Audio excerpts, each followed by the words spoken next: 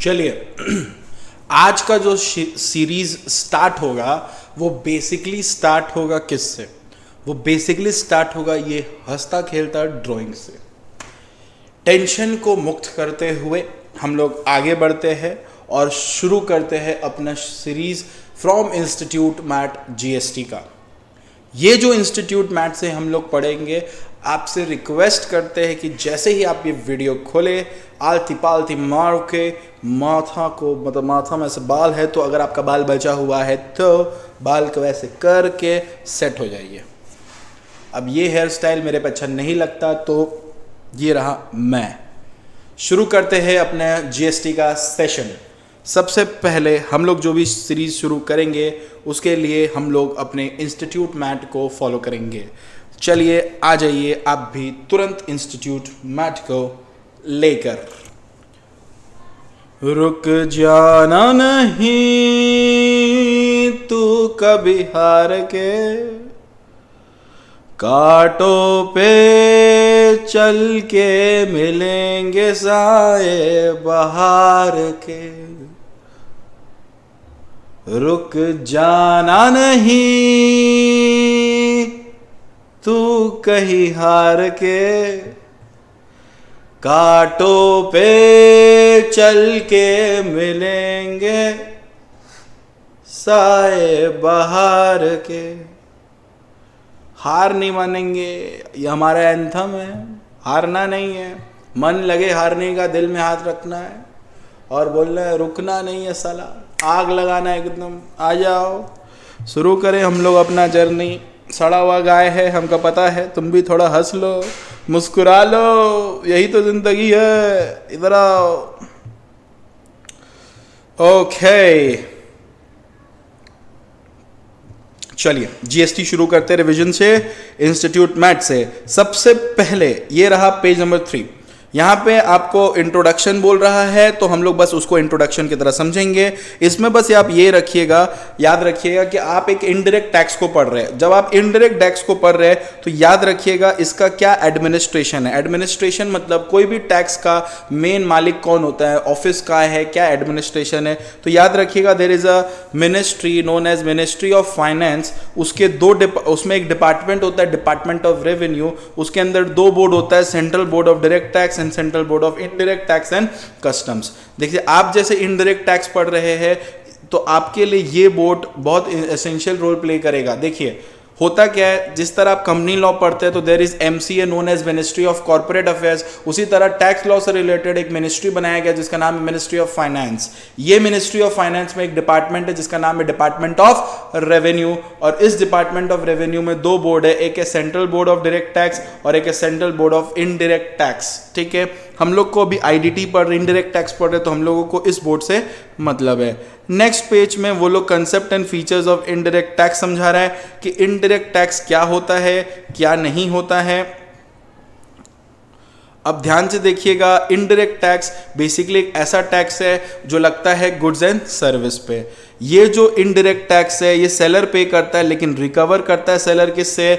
Buyer से। इन्फ्लेटरी nature है, मतलब क्या होता है कि ये गुड्स, जो cost of goods and services increases due to indirect taxes. बोलने का मतलब है जब हम लोग इनडायरेक्ट टैक्स लगाते हैं तो ये इन्फ्लेटरी नेचर होता है, मतलब इसका कॉस्ट बढ़ जाता है। इनडायरेक्ट टैक्स लगाने से आपका जो कॉस्ट है वो बढ़ा हुआ मिलेगा। मतलब मान लो एक सामान 40 रुपये पे उस पर जीएसटी लग रहा है 10%, तो वो 44 रुपीज़ का हो जा रहा है। बोलने का मतलब है इन्फ्लेटरी नेचर का हो जा रहा है। ठीक है, ये सोशल प्रमोट वेलफेयर करता है, यही सब है बेसिकली। इस पेज में अगर मैं बताऊं तो एग्जाम ओरिएंटेड कुछ पढ़ने का नहीं है। नेक्स्ट पेज में ये लोग difference between direct tax and indirect tax कर रहा है। आई वुड रिक्वेस्ट कि आप इसमें से एटलीस्ट 5 पॉइंट चीनी लगा के चढ़ जाइए, क्योंकि वो लोग थ्योरी पे पूछ सकता है what is the difference between direct tax and indirect tax. याद रखिएगा, मैं आपको बेसिक बताता हूँ। डायरेक्ट टैक्स एक ऐसा टैक्स है जो बेसिकली इंसान की इनकम पे लगता है। इनडायरेक्ट टैक्स एक ऐसा टैक्स है जो गुड्स एंड सर्विस पे लगता है।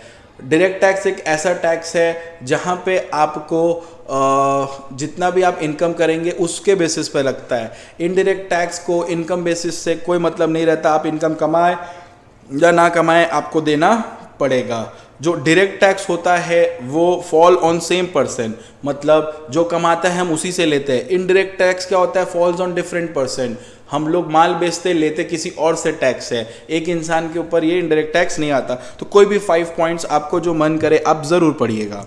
फिर यहाँ पे वो लोग बैकग्राउंड समझा रहा है, बैकग्राउंड समझा रहा है मतलब इनडायरेक्ट टैक्सेस का कुछ बैकग्राउंड्स के बारे में आपको हिसाब दे रहा है। तो बेसिकली मैं आपको समझाता हूँ, आप समझ लीजिए कि देयर आर 2 आर्टिकल, एक है आर्टिकल 265 और एक है आर्टिकल 246। देखिए ये आर्टिकल 265 और आर्टिकल 246 बेसिकली गिवन है कॉन्स्टिट्यूशन ऑफ इंडिया में। Constitution of India as you know is what main law, इसके बेसिस पे सारे लॉ पास होते हैं और उसके अंदर ये गवर्न करते हैं। तो ये जो कॉन्स्टिट्यूशन ऑफ इंडिया है उसमें एक आर्टिकल है आर्टिकल 265 जो बहुत सिंपल सा बात बोलता है कि कोई भी टैक्स ना लेवी करेंगे आप ना कलेक्ट करेंगे जब तक उसके पीछे कोई भी तरह का कानून ना हो। तो no tax shall be levied और collected except there is authority of law. मतलब कोई भी कंपनी, मतलब किसी को भी अगर टैक्स लगाना है या लेवी करना है, मतलब लगाना है या कलेक्ट करना, उसके पीछे कानून होना बहुत ज़रूरी है। तो आर्टिकल 265 बोलता है कि कानून लाओ तब जीएसटी लाओ। तो कानून लाने के लिए हम लोगों को आर्टिकल 246 में देखना पड़ेगा कि हमारे पास हमारे कौन से गवर्नमेंट के पास पावर है जीएसटी रिलेटेड लॉ लाने के लिए। तो अगर आपको ध्यान है, मैं आपको एक बार आपको ध्यान में ला दूं कि आर्टिकल 46 में जब हम लोग उसको शेड्यूल 7 में पढ़ते हैं तो वहाँ पे 3 तरह का लिस्ट डिवाइड होता है जहाँ पे पावर दिया गया है गवर्नमेंट्स को लॉ बनाने के लिए। Union list, state list and concurrent list. तो 3 लिस्ट है, लिस्ट 1, लिस्ट 2 एंड लिस्ट 3। ध्यान से देखिएगा, यूनियन लिस्ट में जो भी मैटर लिखा रहता है उससे रिलेटेड लॉ बनाने का पावर सेंट्रल गवर्नमेंट के पास है। स्टेट लिस्ट में जो भी मैटर है उससे रिलेटेड लॉ बनाने का पावर स्टेट गवर्नमेंट के पास है। और कंकरेंट लिस्ट में जो भी लिस्ट मेंटेन है उससे रिलेटेड लॉ बनाने के पावर दोनों के पास है।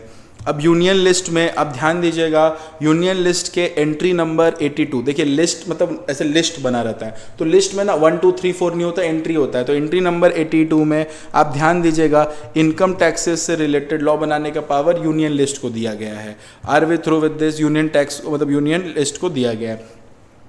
कस्टम रिलेटेड लॉ बनाने का पावर एंट्री नंबर 83 में किसको दिया गया है बताइए? यूनियन लिस्ट को दिया गया। बस आपको इतना याद रखना है, बाकी कौन सा टैक्स किस पे लगता है ये सब का इतना रिक्वायरमेंट नहीं है। नेक्स्ट पेज में आप आ जाइए। नेक्स्ट पेज में आपको यहाँ पे वो समझा रहा है कि व्हाट यहाँ पे आपको वो समझा रहा है pre GST regime. Pre GST regime में क्या होता था, let's understand in pre GST regime. आपको मैं एक चीज़ समझाता हूँ, बोलने का मतलब है जीएसटी आने से पहले क्या होता था। जीएसटी आने से पहले ये होता था कि मान लो एक इंसान है, जब वो एक माल बेच रहा है इस इंसान को, तो वो कुछ कॉस्ट में बेचता था। मान लो वो गुड्स बेच रहा है 10,000 में और उस पर वो टैक्स चार्ज करता था मान लो 10%। जीएसटी ने कोई भी टैक्स चार्ज करता था मान लो 10%, तो कितना हुआ 1000। टोटल बिल कितना हुआ 11,000। 11,000 क्या होता था, ये बंदा इसको पेमेंट कर देता था 11,000। Are we through with this. अब क्या होता था, ये बंदा जब ये माल किसी और को बेचेगा तो उसका ये गुड्स का कॉस्ट कितना पड़ा है 11,000। 11,000 पड़ा है। अब 11,000 में फिर 10% टैक्स लगता था। 10% टैक्स लगता था क्योंकि उस गुड्स पे वही रेट है। तो जैसे ही 10% लगता था तो हो जाता था 1,100 रुपया। Are we through with this? यहाँ तक आपको क्लियर हुआ? तो बेसिकली आ जाता था 12,100। तो 11,000 पे देखिए नॉर्मली क्या है, मैं इसमें थोड़ा सा और चेंज करता हूँ। मान लीजिए इस बंदे का कॉस्ट पड़ता था 11,000 जब वो बेचेगा, उस पर वो प्रॉफिट जोड़ा अपना 1000%, तो टोटल कितना हुआ 12,000। 12,000 पे वो जीएसटी बोल रहे, फिर से टैक्स देना पड़ेगा 10%, तो कितना वो बोलो 1,200, तो टोटल हुआ 13,200। तो यहाँ पे ये देखा जा रहा है कि जीएसटी नहीं आने की वजह से कि एक ही गुड्स पे बार बार टैक्स लग रहा था, क्योंकि देखो पहले एक बार टैक्स लग गया फिर एक बार टैक्स लग रहा है, इसी को बोलते थे cascading effect, tax on tax. अब जैसे यहाँ पे क्या होता था, जैसे कि देखो व्हेन अ मैन्युफैक्चरर ए, एक मैन्युफैक्चरर ए जब वो गुड्स बेचता था 1 लाख का किसको, बी को, from Gujarat to Haryana, he is liable to pay excise duty and central tax at the rate of 12% and 2%. Being an interstate supply, dealer B in turn sell to dealer C in Haryana after adding rupees 10,000 and charges VAT on such sale. वही बोलने मांग रहा है कि एक ही बार पे हम लोग बार बार चीज़ करके, देखिए यहाँ पे दिखा रहे हैं transaction between A and B. अगर आप देखेंगे सेल प्राइस ऑफ गुड्स क्या है 1 लाख, उसमें उसने एक्साइज ड्यूटी ऐड किया, जीएसटी के पहले का है 12,000, तो 1,12,000 आया। फिर सेंट्रल टैक्स ऐड करके ये रहा उसका टैक्स इनवॉइस, दैट इज 1,14,240 रुपया। Are we through with this? अब सामने वाले के लिए सेल प्राइस, अब सामने वाले के लिए जो सेल प्राइस है, अब वो सामने वाला जब बेच रहा है तो ये अमाउंट पे अपना प्रॉफिट मार्जिन करके फिर वैट कलेक्ट कर रहा है। तो ये देखो एक ही गुड्स पे फिर मतलब एक बार टैक्स लग चुका है, फिर उसको कॉस्ट में मान के फिर टैक्स लगा रहा है। इसी को कास्केडिंग इफेक्ट बोलता है। एग्जाम पर्पस के लिए कोई नीड नहीं है, मैं समझा दिया, नहीं तो कुछ बच्चे बोलेंगे सर आधा पढ़ाते हैं, आधा, इडियट्स। अब देखो कॉन्स्टिट्यूशनल वैलिडिटी क्या होता है। जैसे कि मैंने आपको बताया आर्टिकल 246 में और आर्टिकल 265 के वजह से जीएसटी लागू करने के लिए वी नीड अ लॉ, और जीएसटी लागू करने के लिए अगर लॉ चाहिए तो आर्टिकल 246 में जीएसटी रिलेटेड लॉ बनाने का पावर किसी के पास नहीं है, ना यूनियन के पास है, ना स्टेट के पास है, ना दोनों के पास है। उस हिसाब से हम लोगों को कॉन्स्टिट्यूशनल अमेंडमेंट लाना पड़ा। मतलब जीएसटी को लागू करने के लिए अगर कॉन्स्टिट्यूशनल अमेंडमेंट नहीं हुआ तो जीएसटी का कोई भी तरह का कॉन्स्टिट्यूशनल वैलिडिटी नहीं रहेगा। तो जीएसटी का कॉन्स्टिट्यूशनल वैलिडिटी को प्रोटेक्ट करने के लिए, जीएसटी के कॉन्स्टिट्यूशनल वैलिडिटी को लाने के लिए हमने क्या किया, जीएसटी को अमेंड किया, मतलब कॉन्स्टिट्यूशन को अमेंड किया। और जो हमने कॉन्स्टिट्यूशन को अमेंड किया वो हमारा 101st अमेंडमेंट एक्ट बना, और उससे हम लोग ने जीएसटी को लागू मतलब जीएसटी को लाने के लिए हम लोग ने अमेंडमेंट लाया। अब जीएसटी लाने के लिए हम लोग ने अमेंडमेंट लाया, उससे रिलेटेड आपको कोई भी कानून पढ़ने का वैसे ज़रूरत नहीं है। अब इससे रिलेटेड जो भी यहाँ पे है आप प्लीज़ एक बार ध्यान से देख लीजिएगा। ये लोग यहाँ पे बहुत एक्स्ट्रा क्वेश्चन पूछ रहा है बट उतना रिक्वायर्ड नहीं है। एमसीक्यू तभी सॉल्व होगा जब आप पढ़ेंगे, अभी तक वो पढ़ाया नहीं है और बैठ के सवाल पूछ रहा है, इडियट्स। अब ये देखो इंट्रोडक्शन टू जीएसटी लॉ, यहाँ पे देखिए, यहाँ पे बोल रहा है कि amendment made by constitution 101st amendment act 2016 में आया था और उसी से हम लोग ने अपने जीएसटी को अमेंड किया था। ध्यान से समझिए, आर्टिकल 265 बोलता है कि लॉ लाने के लिए मतलब जीएसटी लगाने के लिए कानून चाहिए। तो कानून कौन बनाता है, आर्टिकल 246 में देखने गया पावर किसको दिया गया कानून बनाने का। देख रहे यूनियन लिस्ट भी खाली है, स्टेट लिस्ट भी खाली है, कंकरेंट लिस्ट भी खाली है। तो भैया किसको पावर दे कानून बनाने का। हम बोले काम करो अमेंडमेंट ले आओ कॉन्स्टिट्यूशनल अमेंडमेंट। और कॉन्स्टिट्यूशनल अमेंडमेंट लेके बहुत सारा अमेंडमेंट आया। एक आया 246A, एक आया 279A, एक आया 269A। ये तीनों माना जाता है कॉन्स्टिट्यूशनल अमेंडमेंट। ए का मतलब होता है अमेंडमेंट, जिसमें से सबसे पहले जो अमेंडमेंट हुआ जो आया वो आया आर्टिकल 279A अमेंडमेंट करके ये आया। अब आर्टिकल 279A जो है वो बेसिकली बात करता है फॉर्मेशन ऑफ जीएसटी काउंसिल्स का। किसका बात करता है, फॉर्मेशन ऑफ जीएसटी काउंसिल्स। मतलब क्या, जीएसटी जब आ रहा है तो जीएसटी रिलेटेड मैटर डिसाइड करने के लिए काउंसिल होना चाहिए, उसको बोलते हैं जीएसटी काउंसिल, जो हम लोग बना रहे हैं आर्टिकल 279A में। डन है, उसके थ्रू हम लोग ने इसको जीएसटी काउंसिल को इंट्रोड्यूस किया। अब इस पूरे चीज़ों में आपको ये सब पढ़ने का कोई नीड नहीं है। फिर देखो आर्टिकल 246 आया अमेंडमेंट, ठीक है। अब अमेंडमेंट करके क्या दिया गया, पावर दिया गया कि देखो ध्यान से, legislature of every state have a power to make law. State और सेंट्रल को पावर दिया गया कि जीएसटी रिलेटेड आप प्लीज़ लॉ बनाइए। और उसने क्या क्या पता है, जीएसटी रिलेटेड बहुत सारा लॉ बना दिया। जीएसटी रिलेटेड उसने बहुत सारा लॉ बना दिया।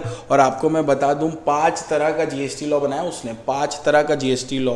5 तरह का जीएसटी लॉ में क्या है, CGST act, SGST act, IGST act, UTGST act and GST compensation act. उसके बाद आर्टिकल 269 कुछ डिस्कशन करता है, बाद में समझेंगे। अब जीएसटी नेटवर्क, इसको शॉर्ट फॉर्म में GSTN बोलते हैं। बेसिकली इसका क्या काम है वो आपको याद करना है MCQ मतलब थ्योरी के लिए, कि इसको चीनी लगा के चाट जाना है कि ये जीएसटी पोर्टल, देखो ये एक जीएसटी पोर्टल है। जीएसटी पोर्टल या प्लेटफॉर्म है जीएसटी नंबर प्रोवाइड करने का। ये बेसिकली कोई और नहीं, एक सेक्शन 8 कंपनी के फॉर्म में होता है। इसका कुछ फंक्शन है जीएसटी, इसका क्या फंक्शन है, रजिस्ट्रेशन को फैसिलिटेट करना, रिटर्न्स को फॉरवर्ड करना सेंट्रल और स्टेट अथॉरिटी के बीच में, IGST का सेटलमेंट करना, मैचिंग ऑफ टैक्स पेमेंट पे ध्यान देना, और providing analysis for tax profile, tax payer profile. ये आप प्लीज़ कोई भी तरह का 5 पॉइंट पढ़ लीजिएगा कि ये GSTN नंबर का क्या फंक्शन है। MCQ मतलब ये आ सकता है आपका, ठीक है, ध्यान दीजिएगा इस पर। अब ये वाला ज़रूर पढ़िएगा कि what are the benefits of GST. GST के क्या बेनिफिट्स है प्लीज़ ध्यान से समझिएगा। अगर मैं बात करूं जीएसटी का बेनिफिट्स फॉर बिजनेस और इंडस्ट्री के व्यू पॉइंट से, तो इजी कंप्लाइंसेस हो गया है, टैक्स देने का लेने का झमेला बहुत कम है, ठीक है। Uniformity of tax rates and structures आ गया है। यूनिफॉर्मिटी का मतलब क्या है, one nation one tax type आ चुका है। रिमूवल ऑफ कास्केडिंग इफेक्ट हो चुका है कि डबल टैक्सेशन नहीं होता, आराम से एक ही आदमी वो करता है। इम्प्रूव्ड कर दिया है कॉम्पिटिटिवनेस, मतलब गेन बढ़ा दिया सब कुछ, मतलब आप compete कर सकते हो, ये सब कर सकते हो। सेंट्रल और स्टेट गवर्नमेंट के लिए इजी हो गया एडमिनिस्टर करना, बेटर कंट्रोल ऑन लीकेज आ गया है। ये सब आप कुछ भी 5 पॉइंट पढ़ के इसके बेनिफिट्स को समझ सकते हो, ठीक है।